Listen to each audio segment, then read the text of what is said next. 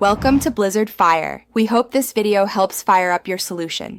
You begin by confirming your phone supports Esim and is running the latest OS. This avoids hidden incompatibilities. Once done, sign into your carrier account or have your activation code and QR available because carriers authorize the profile. Make sure you backed up any local settings so you can compare after restore.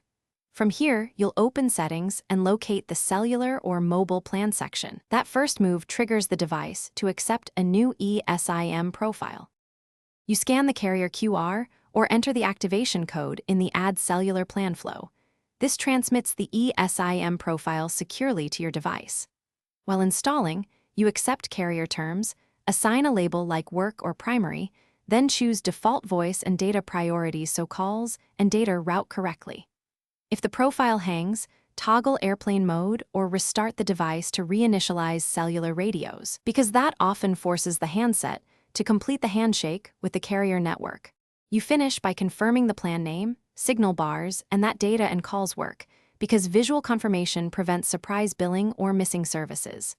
Make a quick call, send an SMS, and load a web page to verify.